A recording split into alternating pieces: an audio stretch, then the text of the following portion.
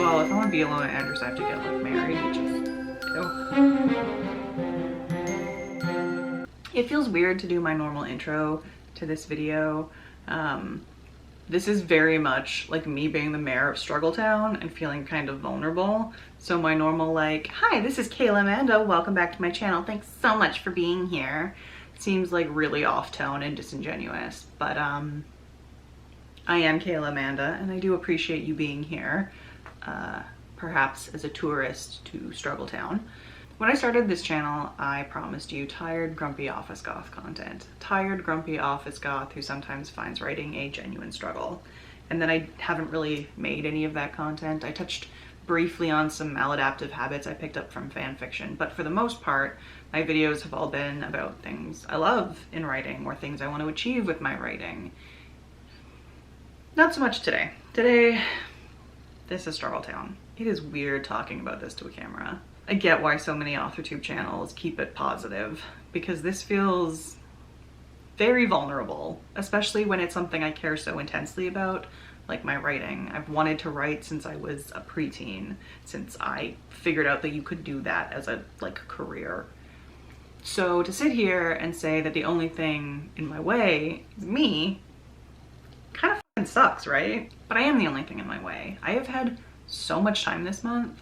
I had 3 long weekends in a row because I'm lucky enough to have a flex day and there was a stat holiday. And then I took 2 days off for my birthday and I wrote not a single word on either of them.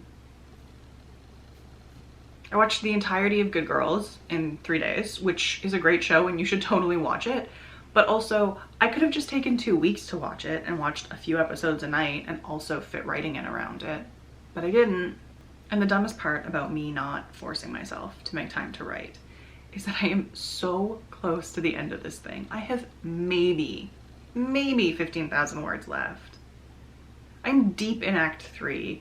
Kira's about to level up. We're about to have our final confrontation with the bad guy. Alex is gonna realize just how much he loves Kira and that he can't live without her. It's gonna be all that shit that I fucking love in a paranormal romance. I love writing that part. And I'm just not doing it for no good reason. One of the really annoying things is that I have had multiple 10,000 word days in my time, mostly when I was in my late teens, early 20s, and there was no one monitoring when I went to bed, and I didn't have any responsibilities outside of school and like a part-time gig. And you know, my body could handle 2 hours of sleep for 3 days in a row and then function pretty normally the next week. But knowing that I can have that level of output and then sitting here and barely picking out 200 to 500 words if I force myself to write is hard, frustrating, stupid. Knowing that you're the only thing standing in your way is like a very uncomfortable place to be. I'm not gonna pretend that being a fully grown adult who has responsibilities like bills and a job and domestic labor doesn't play a part in how much time and energy I have to devote to my writing. That is absolutely true. And also, I can recognize when I'm just being self-sabotaging and standing in my own way. I can recognize when I'm the problem. And in this case, right now, I had time to write. I had energy to do all sorts of other weird shit and I just didn't write. I'm so close to being done with this stupid fucking book. It's not a stupid book. Porter would kick my ass if I said that. Which is one of the things that's really nice about having writer friends who are at the same level as you. They kind of get where you're at and they can call you on your bullshit. Porter's pretty good at that. I'm so close to being done with the first draft of this book.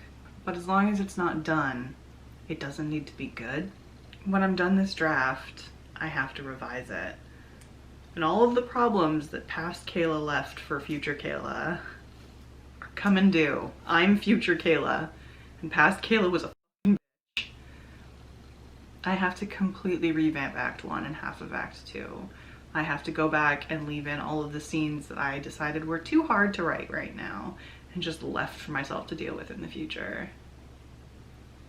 And then I need to grapple with the fact that I don't know if this is a good book at all. Don't know if it was worth my time and energy because I'm too close to see that. And as long as it's not finished, I never have to worry about that. As long as it's an ongoing project, it's just unfinished. And an unfinished project is inherently imperfect. So my failures as a writer, I try to tell myself, you know, done is better than perfect. And sometimes I believe it. I don't think I believe it this time. But it is, like, objectively true. I can't revise it if it's not finished. I can't fix it if it's not finished. I know that we all have that book that is trash, that in our little salt cellar of a heart we look at and go, if this piece of garbage can get published, so the fuck can I. At least they finished their manuscript, right? Because so far they're ahead of me on this one. And the dumb thing is, it's not like I haven't finished a manuscript before. I've finished numerous manuscripts. I finished a fairy story, I finished a different fairy story. I had a lot of fairy stories when I was a teenager, I guess. I've finished several versions of my magic murder book. I finished several versions of my necromancy book. So what the fuck gives?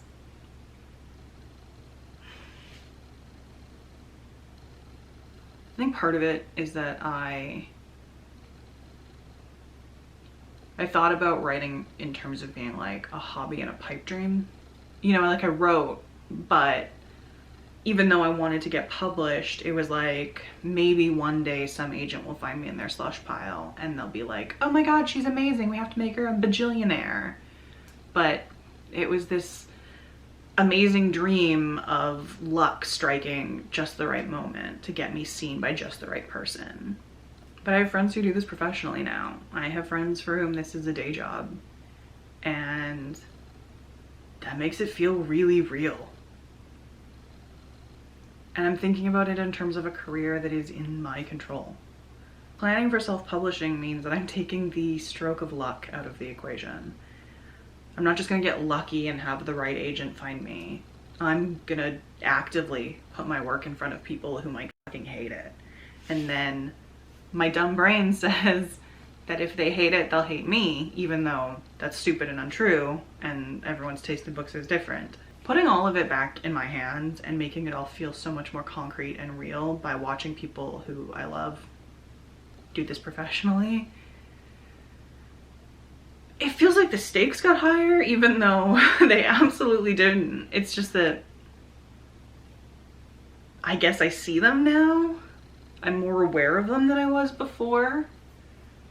So even though I don't want to quit my day job, it suddenly feels like precarious. Get out of my own way, right?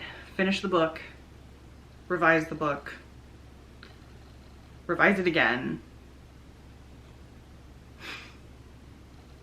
let other people see it. Why is it so much easier to write fan fiction at 2 a.m., barely edit it, not get it betaed, and just post it to AO3, let the world see it? What is it about like not getting paid for it? And like, fanfic is pure id, right? That's what it is. Fanfic, you're just there to fulfill that emotional need. So like, the stakes seem so low. So the only way to move forward is to get out of my own way, make myself right, stop thinking about my book as my dumb shifter book, because telling myself that it's dumb every time I talk about it can't be good for me. And also, try to start thinking about it as the same sort of id wish fulfillment as fan fiction. It doesn't have to be perfect. It just has to make me happy. If it makes me happy, it'll make someone else out there happy, right? If you stuck around this long, amazing, thank you. It feels weird to do a call to action on this video, so I'm not going to. If you are looking for me, absolutely anywhere. I am Kayla Amanda pretty much everywhere else. That is KaylughManda.